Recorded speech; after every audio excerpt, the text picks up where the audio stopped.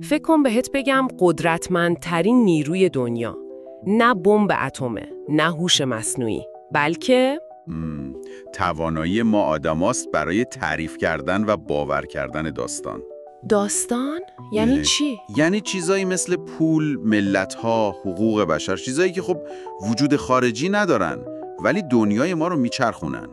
یه کتابی هست به اسم انسان خردمند نوشته یووال نوح هراری که دقیقاً همین ادعای خب عجیب رو مطرح میکنه. آها، انسان خردمند. بله.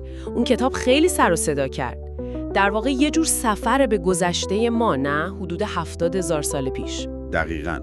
سوال اصلیش هم اینه که آقا چطور شد ما هوموساپینس که اولش یه گونه خیلی معمولی بودیم بین کلی گونه دیگه یهو شدیم حاکم کل سیاره؟ و جوابش همونطور که گفتی توی همین قدرت داستان سرایی ماست. یعنی باور به چیزهایی که چیز واقعی نیستن ولی چون هممون باورشون میکنیم واقعی میشن. خب امروز میخوایم دقیقاً همین ایده ها رو یکم عمیق‌تر بررسی کنیم، ببینیم این داستانا چی هستن، چطور کار میکنن و چطوری دنیای امروز ما رو ساختن. آماده ای که یکم زاویه دیدت عوض شه؟ راستی همین اول کاری اگه از این مدل گفتگوها خوشت میاد، اگه دوست داری بیشتر توی این ایده های بزرگ کند و کاف کنیم، یه لطف کوچیک بکن. همین الان ویدیو رو لایک کن، نظرتو برامون بنویس و اگه هنوز عضو کانال نشدی سابسکرایب کن. این کارت خیلی به ما انرژی میده تا بتونیم بحث‌های جذاب‌تری مثل همین رو برات آماده کنیم. دمت گرم. خب برگردیم سر وقت داستان‌ها. پس کلید اصلی اینجاست. ما آدما برخلاف حیوانای دیگه میتونیم درباره چیزای نامرئی حرف بزنیم و باورشون کنیم. درسته؟ کاملا درسته. ببین دنیای یه شامپانزه یا یه گرگ پر از چیزای واقعیه. درخت هست، رودخونه هست، شکار هست، خطر هست. میتونن با هم ارتباط برقرار کنن ولی درباره همین چیزای ملموس. آها. ولی ما چی؟ ما میتونیم درباره عدالت، آزادی، شرکت سهامی خاص ایران خودرو یا مثلا خدایان یونان باستان حرف بزنیم. هیچ کدوم اینا رو نمیشه لمس کرد. هراری به اینا میگه واقعیت‌های مشترک یا نظام‌های خیالی. جالبه. ولی خب این واقعیت‌های خیالی، این داستانا چطور اینقدر قدرت پیدا میکنن تو دنیای واقعی؟ این که فقط تو ذهن ماست. قدرتشون از این میاد که تعداد خیلی خیلی زیادی از ما همزمان و با هم باورشون میکنیم. ببین تو نمیتونی بری ملت ایران رو بغل کنی یا دفتر مرکزی حقوق بشر رو پیدا کنی. خب آره. یا همین پول، این اسکناس، این کاغذ رنگی یا اون عدد تو حساب بانکیت ذاتاً که ارزشی نداره. ولی چون میلیاردها نفر توافق کردن و باور دارن که این نشونه ها ارزش دارن و میشه باهاشون کالا خرید، پول تبدیل میشه به یکی از قوی ترین نیروهای تاریخ بشر. پس این باور مشترک انگار یه برنامه ذهنیه که باعث میشه بتونیم کارایی بکنیم که هیچ حیوان دیگه‌ای نمیتونه. مثلا همکاری با کلی آدم غریبه. دقیقاً. یه گله گرگ یا یه کلونی مورچه نهایتاً با چند ده تا یا 150 تا از اعضایی که میشناسن میتونن همکاری کنن. همون عدد دانبار معروف. اما ما آدما چی؟ به لطف داستانهایی مثل دین، ملیت، ایدئولوژی یا حتی همین برندهای تجاری میتونیم با میلیون‌ها آدمی که اصلاً نمیشناسیمشون توی ساختن یک کلیسای بزرگ، جنگیدن توی ارتش یا اداره یک شرکت غول‌پیکر همکاری کنیم. این توانایی همکاری منعطف تو مقیاس بزرگ برگ برنده ما بوده. و این داستان‌ها انقدر قوی میشن که آدما حاضرن براشون بجنگن، فداکاری کنن، حتی بمیرن. برای وطن، برای خدا، برای آزادی، چیزایی که گفتی وجود فیزیکی ندارن، اما هویت و انگیزه ما رو تعریف میکنن. پس میشه گفت این انقلاب شناختی، یعنی اون زمانی که ما این قدرت داستان سرایی رو پیدا کردیم، نقطه شروع واقعی پیشرفت ما بوده. بله، حدوداً 70,000 سال پیش. این توانایی به ما اجازه داد قوانین، اسطوره‌ها و خدایان بسازیم که باعث شدن گروه‌های بزرگتر و بزرگتر بتونن کنار هم بمونن و کم کم کل سیاره رو بگیرن. خب، این از قدرت داستان‌ها. ولی هراری یه نگاه خیلی متفاوت و بحث برانگیز دیگه هم داره به یه اتفاق خیلی مهم دیگه تو تاریخ، انقلاب کشاورزی. ما همیشه فکر می‌کردیم کشاورزی یعنی پیشرفت دیگه، نه؟ یعنی رفاه، غذای بیشتر، تمدن. آره، این روایت معمولیه، ولی حراری میاد خیلی جسورانه میگه نه آقا. انقلاب کشاورزی بزرگترین کلاهبرداری یا تله توی تاریخ بشر بوده. تله؟ جدی میگی؟ چطور ممکنه چیزی که اساس تمدن امروزی ماست تله باشه؟ یعنی چی؟ یعنی اون شکارچی گردآورنده ها وضعشون بهتر بود؟ از بعضی جهات احتمالاً آره. ببین، حراری میگه درسته که کشاورزی کل تولید غذا رو برد بالا و جمعیت ترکید، ولی زندگی یک کشاورز معمولی احتمالاً سخت‌تر و بدتر از زندگی شکارچیش بود. چرا؟ چون کشاورزای اولیه مجبور بودن ساعات خیلی خیلی طولانی تری کار کنن. اونم کارهای تکراری و خسته کننده. شخم زدن، کاشتن، آب دادن، علف هرز کندن، درو کردن، کمر آدم میشکست زیر این کاران. از نظر غذایی چی؟ بالاخره غذای بیشتری داشتن دیگه، نه؟ غذای بیشتر از یه نوع خاص داشتن. مثلا فقط گندم یا فقط برنج یا فقط سیب زمینی. ولی اون شکارچی‌ها چی می‌خوردن؟ انواع میوه‌ها، ریشه‌ها، آژیل‌ها، حشرات، گوشت حیوانات مختلف. رژیم غذاییشون خیلی متنوع‌تر بود. آها، پس کشاورزا وابسته شدن به چند تا محصول خاص. دقیقاً. و این یعنی رژیم غذاییشون فقیرتر شد، یک نواخت شد و اگه یه سال محصول خراب میشد، قحطی می اومد. بیشتر هم در معرض سوء تغذیه بودن. پس هم کار سخت‌تر شد، هم غذا بدتر شد. دیگه چی؟ زندگی جانشینی و جمع شدن کلی آدم تو روستاها و بعد شهرها باعث شد بیماری‌های عفونی و واگیردار خیلی راحت پخش بشن. چیزی که تو گروه‌های کوچیک و متحرک شکارچی‌ها کمتر پیش می اومد. خب پس چرا این اتفاق افتاد؟ چرا آدم‌ها خودشون رو انداختن تو این تله؟ چون این یه روند خیلی یواش و تدریجی بود. هیچ کس یه روز صبح بیدار نشد بگه خب از فردا دیگه شکار نمیریم، میشینیم گندم میکاریم. هر نسل شاید یه قدم کوچولو برمی داشت. یکم بیشتر حواسش به گندمای وحشی دور و برش بود، یکم بیشتر یه جا میموند. آها. ولی در طول هزاران سال این قدمای کوچیک جمع شد و یهو دیدن انقدر به کشاورزی وابسته شدن که دیگه راه برگشتی نیست. جمعیت هم که زیاد شده بود. در واقع حراری یه حرف بامزه‌ای میزنه، میگه این گندم بود که هوموساپینز رو اهلی کرد، نه برعکس. ما برای راحتی گندم زندگی خودمون رو سخت کردیم. واقعا نگاه عجیبیه. آدم رو به فکر فرو میبره که اصلا پیشرفت یعنی چی؟ آیا همیشه به معنی زندگی بهتر برای تک تک آدما بوده؟ خب از تله کشاورزی میرسیم به یه انقلاب دیگه، انقلاب علمی. اینجا چی میشه؟ انقلاب علمی که تقریباً 500 سال پیش شروع شد، روی یه ایده خیلی انقلابی و حتی یکم متواضعانه ساخته شده.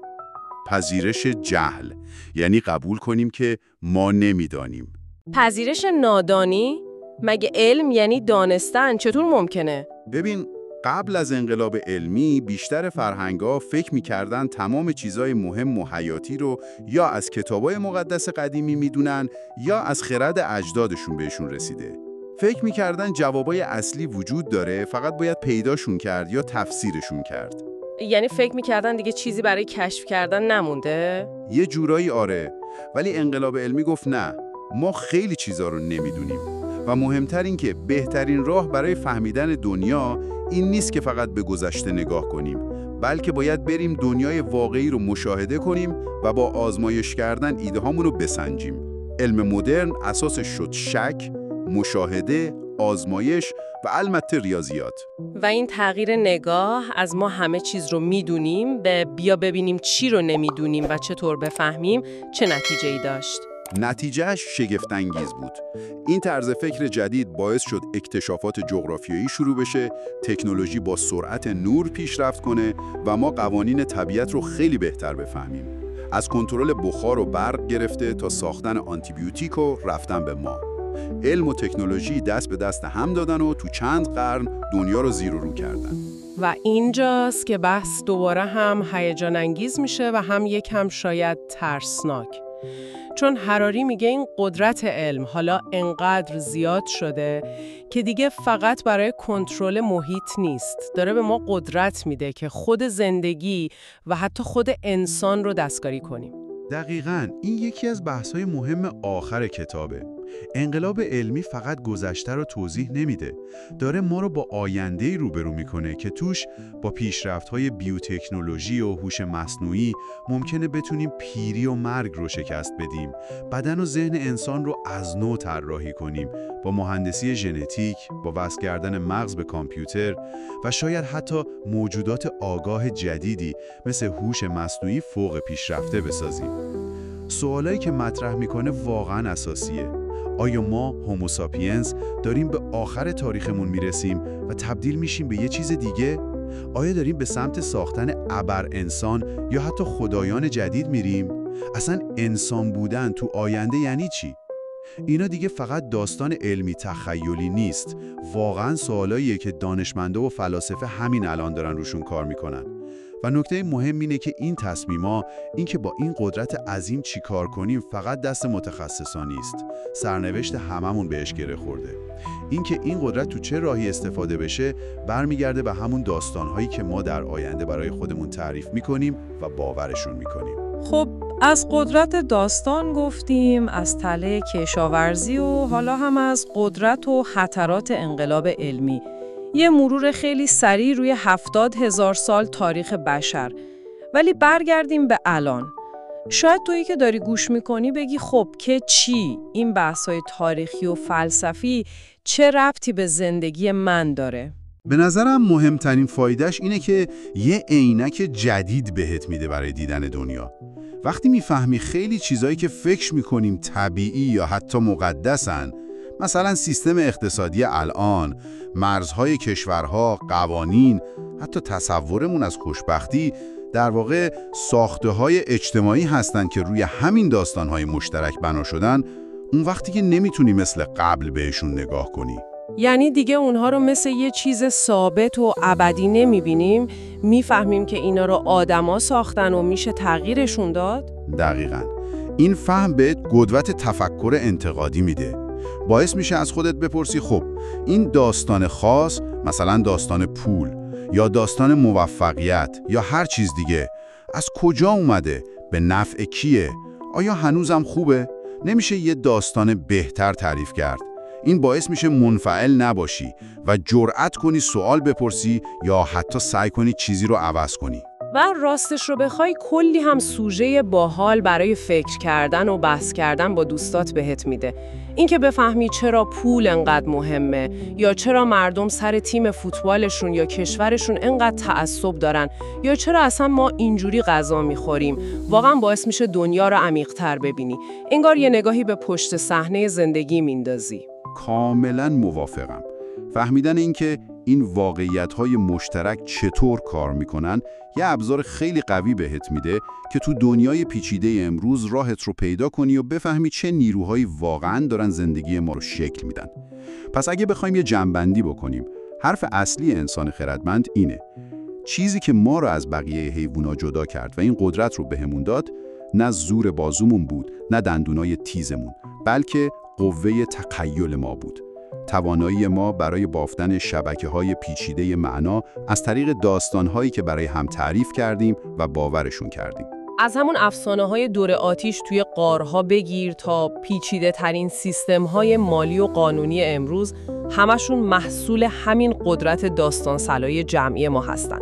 این داستانا بودن که اجازه دادن ما تو مقیاس‌های غول‌آسا با هم همکاری کنیم و دنیایی رو بسازیم که هیچ موجود دیگه‌ای حتی نمیتونست تصورش رو بکنه. اما خب دیدیم که این داستان‌ها همیشه هم خوب نبودن. گاهی ما رو تو تلاهایی مثل کشاورزی انداختن و الانم ما رو با چالش‌های خیلی بزرگی روبرو کردن که از دل همین قدرت علمی بی‌سابقمون در اومده. و این ما رو میرسونه به اون سوال آخر که می‌خوایم باش تو رو تنها بذاریم تا بهش فکر کنیم. حالا که میدونیم خیلی از چیزایی که فکر میکنیم خیلی محکم و واقعی هن، در واقع روی داستانهایی بنا شدن که خودمون ساختیم و باور داریم، آیا این آگاهی به ما این قدرت رو نمیده که آگاهانه تر، مسئولانه تر، داستانهای بهتری برای آینده بسازیم داستان‌هایی که شاید عادلانه‌تر باشن، پایدارتر باشن، انسانی‌تر باشن. میتونیم از این بزرگترین استعدادمون، یعنی داستان سرایی، برای ساختن یه فردای بهتر استفاده کنیم. سوال خیلی عمیق و مهمیه. شاید واقعاً کلیدی‌ترین سوالی باشه که بعد از خوندن یا شنیدن درباره این کتاب باید از خودمون بپرسیم. خیلی خوب. امیدواریم از این گپ و گفت و این بررسی عمیق لذت برده باشی و چند تا ایده خوب برای فکر کردن پیدا کرده باشی. اگه این بحث برات جالب بود حتما یه سری هم به بقیه ویدیوهای کانال بزن. کلی موضوع جذاب دیگه داریم که ممکنه نگاهت رو به چیزای مختلف عوض کنه. یادت نره که دوباره بهمون سر بزنی. ما اینجا هستیم تا با هم سفرهای بیشتری تو دنیای شگفت‌انگیز ایده ها داشته باشیم. تا گفتگوی بعدی مراقب خودت باش.